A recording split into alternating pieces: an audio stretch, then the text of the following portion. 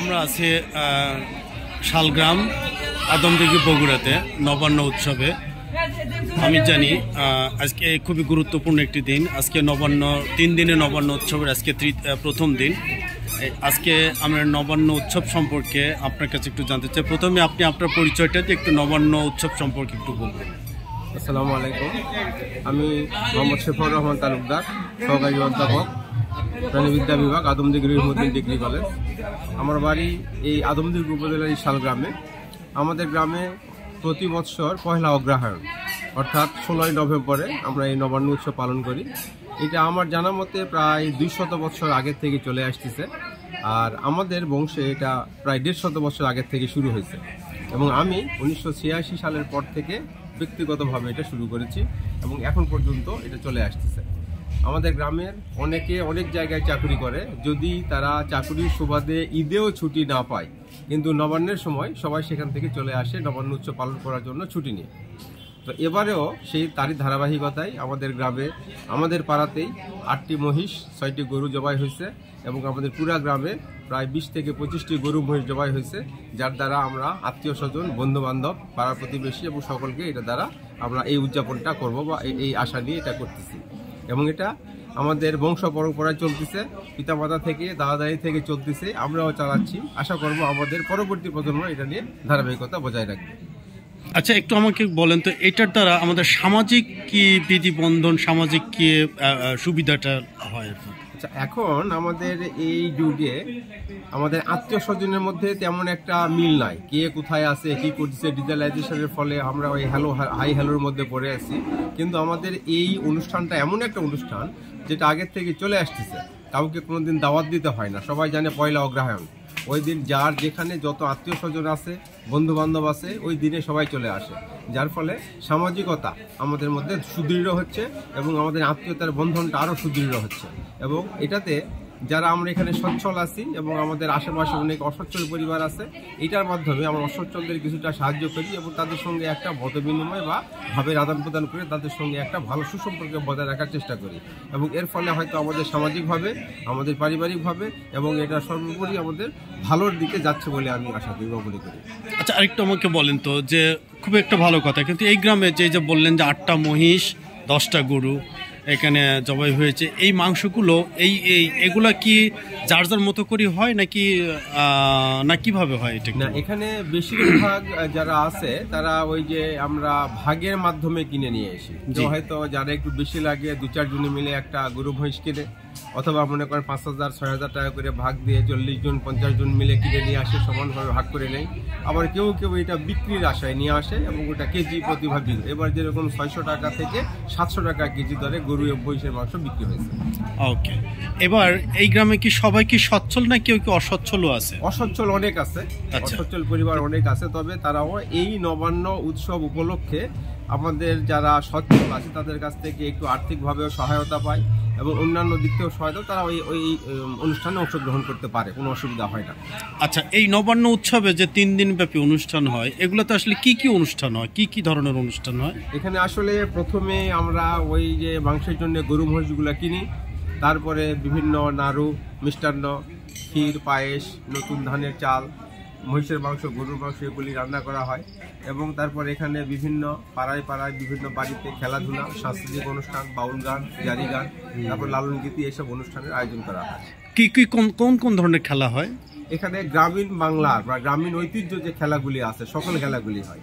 বৌসি, দাঁড়িয়াবান্ধা, গাদল, তারপর হাডুডু, তারপরে মোরগ লড়াই, যত আছে সকল মানে গ্রামীণ বাংলা ঐতিহ্য সকল খেলাধুলা এখানে সম্পন্ন। তার মানে এখানে গিয়ে সামাজিক বন্ধনের, আত্মীয়তার বন্ধনের, হৃদ্যতা বন্ধনের একটা বিশাল ঐতিহ্য হিসেবে এখানে লালিত পালিত হচ্ছে এবং আপনারা সবাই মিলে এটাকে ধারক এবং বাহক হিসেবে করছেন। হ্যাঁ, চেষ্টা করছি এটাকে আমাদের আত্মীয়তা, আমাদের সম্পর্কটাকে ধরে রাখার, অটুকু রাখার, আমাদের যেন কোনো চির না ধরে, সম্পর্কে যেন কোনো ভাঙ্গন না ধরে, এটা আমরা চেষ্টা করতেছি। জি, আপনাকে অনেক ধন্যবাদ, অসংখ্য ধন্যবাদ। এই ধরনের প্রোগ্রাম, এই ধরনের নবান্ন উৎসব যুগ যুগ ধরে চলুক, এটা আমরা সবাই কাম্য করি। আপনাকে অসংখ্য ধন্যবাদ। আসসালামু আলাইকুম। ধন্যবাদ। আপনার আজীবন দাওয়াত 16ই নভেম্বর পয়লা অগ্রহায়ণ, যখনই মনে হবে চলে আসবেন ইনশাআল্লাহ।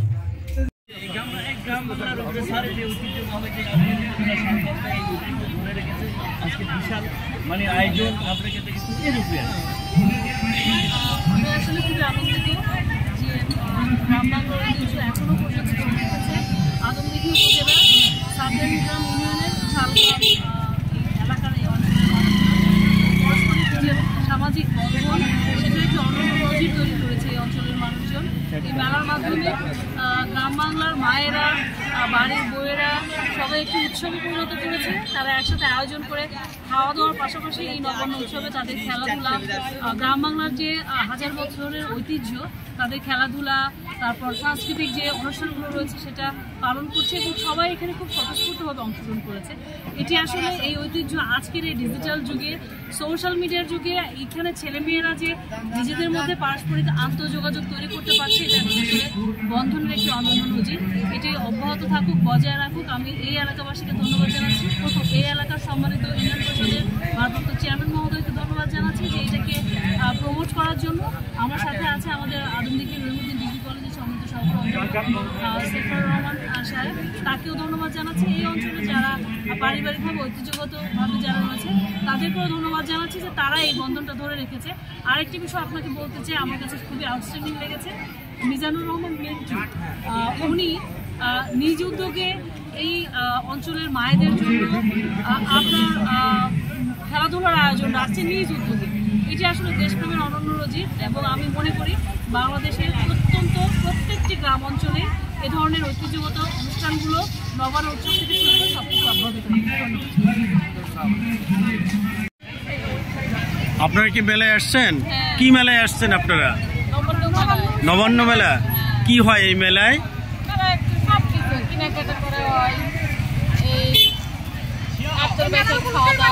আচ্ছা,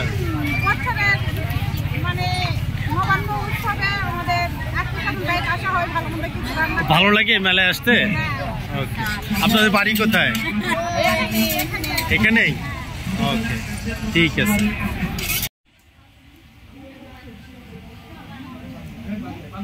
আমি খাই, এটা তুলো। ঠান্ডা হয়ে গেছে নাকি? আজকে নবান্ন উৎসবে আসছেন আমাদের ইউএনও মহোদয়, উপজেলা নির্বাহী অফিসার আদমদীঘি। নারিকেল দিয়ে আর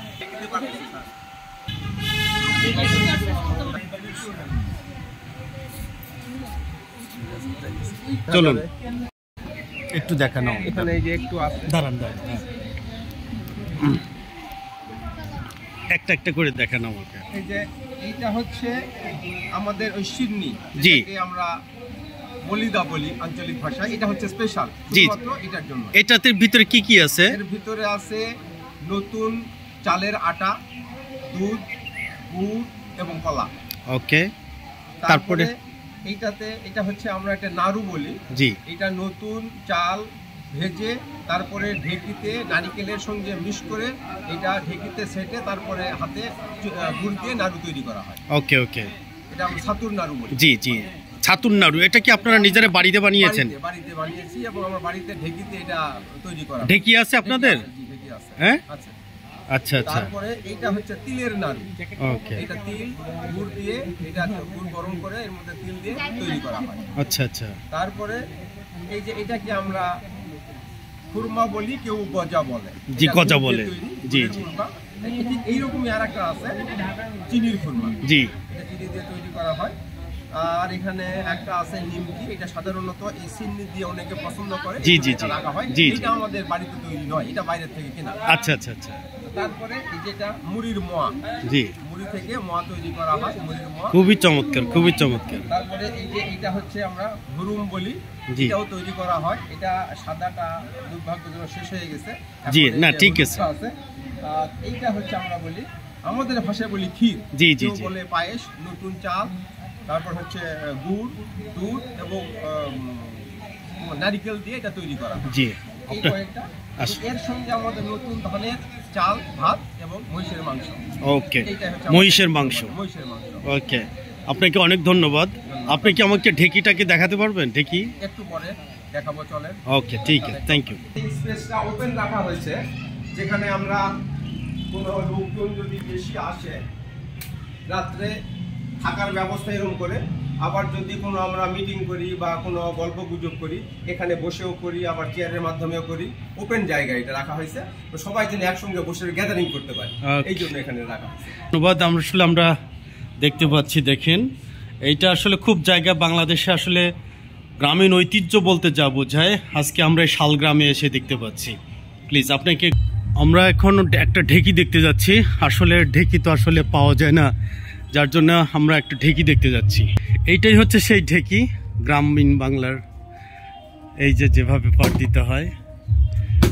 আচ্ছা, খুবই চমৎকার।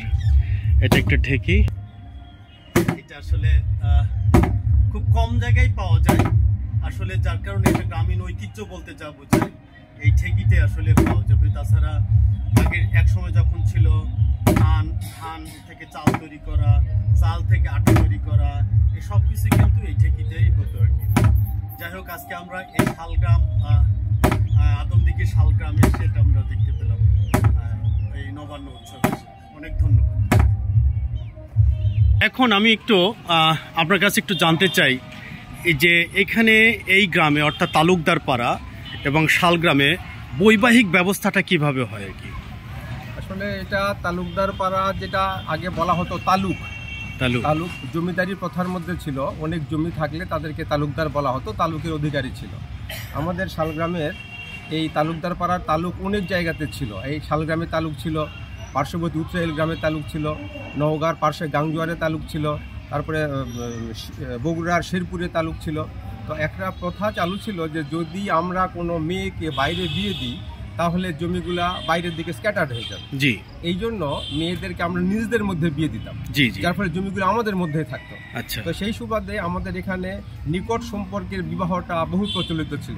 এই যে পিছনে যে বাড়িটা দেখতেছেন, জি জি জি, এটা আমার ফুপুর বাড়ি। আচ্ছা, এটা আমার ফুপুর বাড়ি। আমার বাড়ি এখান থেকে 100 গজ। জি জি জি। তো আমার দাদা তার চতুর্থ মেয়েকে এখানে বিয়ে দিয়েছিলেন এবং ইনার পরেই আমার বাবা। জি, এখানে যার ফলে হয়েছে কি জমিগুলো আমাদের মধ্যেই ছিল, বাইরেও যায় নাই। আবার আমার বোনকে আবার আমার বাড়ির পাশেই এক চাচাতো বোনের ভাইয়ের সঙ্গে বিয়ে দেওয়া হয়েছে, যার ফলে আমাদের সকলগুলি আমাদের মধ্যেই ছিল। এই কথাটা এখানে চালু ছিল এবং এখনো কিছুটা আছে। আমরা চাচ্ছি এই কথা থেকে বের হয়ে আসি এবং আমরা সবাই সুস্থ এবং স্বাভাবিক জীবনযাপন করি। ওকে, এতে কি কোনো অসুবিধা হয় কিংবা বিরোধ কি তৈরি হয়? না, এখানে বিরোধ তেমন এরকম হয় নাই, তবে কোনো ক্ষেত্রে দেখা যায়। আর বিশেষ করে সাইন্টিফিক্যালি যদি বলা যায়, এখানে আমরা জানি যে কনসাংগুইনাস ম্যারেজে একটু চিলড্রেনগুলি বা অফস্প্রিংগুলি ডিফিকাল্ট আসে। সেই ক্ষেত্রে এখানে অনেক আমরা দেখতে পাইছি এইরকম যে ফিজিক্যালি বা মেন্টালি বা অন্য কোনো কারণে তার ডিফেক্টিভ বা ডিফিকাল্টি আসছে। এই জন্য এখান থেকে আমরা একটু চাচ্ছি যে একটু বাইরে যাই, আমাদের ব্লাড রিলেশনটা একটু হয়ে যায়, এই জন্য বাইরে আমরা। আচ্ছা, তাহলে এই গ্রামে মোট কতজন শারীরিকভাবে ডিফিকাল্টিস আছে বলে আমি আনুমানিক? আমি তো ইউনিভার্সিটিতে জুলজিতে পড়েছি, আমার জেনেটিক্সে একটা প্রজেক্ট ছিল আমার, এটা genetic defect cause due to consanguineous marriage. আমি আমার গ্রামে 87 ডিফিকাল্টিস পেয়েছি। 87 আমার ডিফিকাল্টিস পেয়েছি, ওই আমার জেনেটিক্যালি যে ইয়েটার জন্য এটা আমি পেয়েছি এবং এটা আমার রিসার্চ পেপারের সঙ্গে অ্যাড করা আছে, ছবি সকাল দেওয়া আছে। যেহেতু আমি এটার সঙ্গে রিলেটেড ছিলাম, এই জন্য আমি বলতে পারলাম যে এখানে এই পরিমাণে আমি পেয়েছিলাম সেই সময়। তো স্যার, একটু কাইন্ডলি আপনার পরিচয়টা একটু পুরোটা দিবেন স্যার। আমি Mohammad Shefaur Rahman Talukdar, BSc honours MSc. আমি আদমদিঘি রহিমউদ্দিন ডিগ্রি কলেজের প্রাণীবিদ্যার সহকারী অধ্যাপক, এবং আমি আমার রিসার্চ পেপারে ছিলাম জেনেটিক্স, এবং আমার রিসার্চ ছিল যে কনসাংগুইনাস ম্যারেজের উপরে আমার ছিল, যে নিকট সম্পর্কযুক্ত বিবাহের ফলে কি কি অসুবিধা হয়, এই অসুবিধাগুলি ডিটেক্ট করা আমার প্রজেক্ট ছিল। সেই সুবাদে আমি দেখেছি যে আমাদের এখানে যারা ছিল 87 আমি ডিফিকাল্টিস দেখেছি। এই জন্য এটা আমি দেখেছি। এই ঘটনাটা দেখার পরে আমি সবাইকে একটু বলতে শুরু করেছি, এবং হয়তো বা আমার কথাতেই হোক বা তাদের সচেতনতাই হোক, এখান থেকে আমরা বেরিয়ে আসতে শুরু করেছি, মোটামুটি বেরিয়ে এসেছি আমাদের মধ্যে। তাহলে কি স্যার আপনি নিজের আপনি কি এই গোত্রের ভিতরে বিয়ে করেছেন নাকি আপনি বাইরে আসছেন? না, আমি বাইরে এসেছি, বাট আমার বাবা মা গোত্রের মধ্যেই ছিলেন। তো যখন আমি এইটা জেনেটিক ডিফেক্টটা আমি দেখেছি, তখন আমি আমার শ্রদ্ধেয় শিক্ষকদেরকে বলেছিলাম যে এটা মনে হয় ভুল। ওনারা বলেছিলেন যে না, এটা ভুল নয়, এটা সাইন্টিফিক্যালি ট্রুথ, তো তুমি এটা এক্সপেরিমেন্ট চালাও। এক্সপেরিমেন্ট চালাই আমি এরকম দেখেছি। এবং যখন আমি আমার রিসার্চ পেপারটা জমা দেওয়ার পরে আমার শ্রদ্ধেয় শিক্ষক ডক্টর আব্দুল সালামকে বলেছিলাম, স্যার আমি নিজেই তো কনসাংগুইনাস ম্যারেজের প্রোডাক্ট, আমার তো কোনো ডিফেক্ট নাই। তখন আপনি আমাকে বলছেন অবশ্যই তোমার ডিফেক্ট আছে। আমি বললাম কি ডিফেক্ট? তোমার আই কালার ডিফেক্ট, দেখো তোমার আই কালার অন্য কারোর সঙ্গে মিল, তো ফ্যামিলিতে দেখো। আমি দেখেছি হ্যাঁ আমার আই কালার কারোর সঙ্গে, এটা একটা জেনেটিক ডিফেক্ট। তো এইটা আমার একটা শর্ট ডিফেক্ট, কিন্তু এরকম অনেক মেজর ডিফেক্ট নিয়ে অনেকে আছে। এই জন্য আমি চাচ্ছিলাম যে এরকম করে কেউ না আসে। এখন আমরা বের হয়ে আসছি ইনশাল্লাহ, আর এর মধ্যে নাই। আপনাকে অনেক ধন্যবাদ স্যার, অনেক ধন্যবাদ। আসসালাম, ধন্যবাদ। এটা একটা ন্যাচারাল দৃশ্য। এখানে মেলা বিভিন্ন বাড়িতে বাড়িতে এই মেলা চলছে, বিভিন্ন বাড়িতে বাড়িতে, প্রত্যেকটি বাড়িতে বাড়িতে মেলা। এখানে উপজেলা নির্বাহী অফিসার আদমদিঘি আসছেন মেলাতে, ভাঙ্গিনায়। ওই যে একটা ফার্ম, গ্রামের ভিতরে বিরাট বড় ফার্ম, গরুর ফার্ম। কত বলছেন?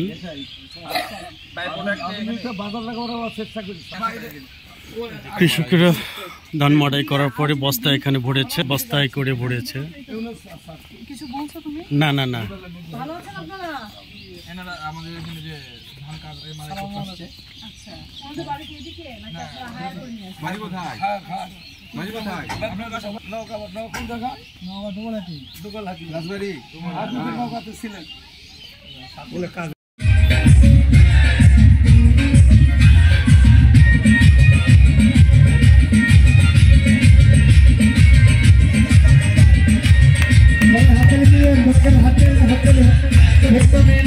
সবাই করতালি দিয়ে উৎসাহ দিবে।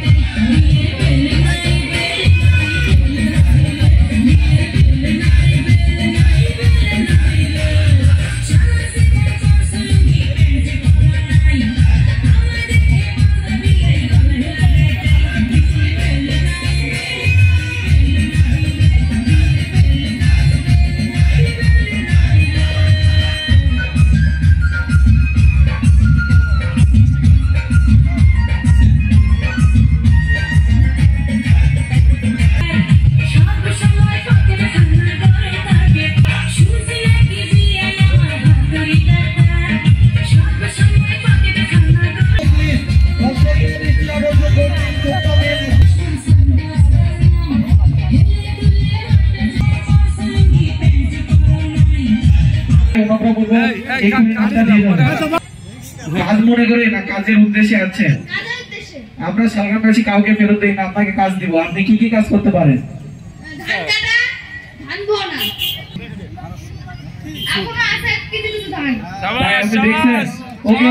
আমাদের সবার তরফ থেকে আপনাকে ধান কাটার জন্য না হবে। সবাই একটু করতালি দিবেন। আপনার স্ত্রীর নামটা কি? আমার স্ত্রীর নাম জরিনা সুন্দরী। সবাই করতালি দিবেন ওনাদের জন্য। ধন্যবাদ, ধন্যবাদ আপনাদের। নামটা একটু সংগ্রহ করবেন। তুমি লেখা নাও, তুমি লেখা নাও।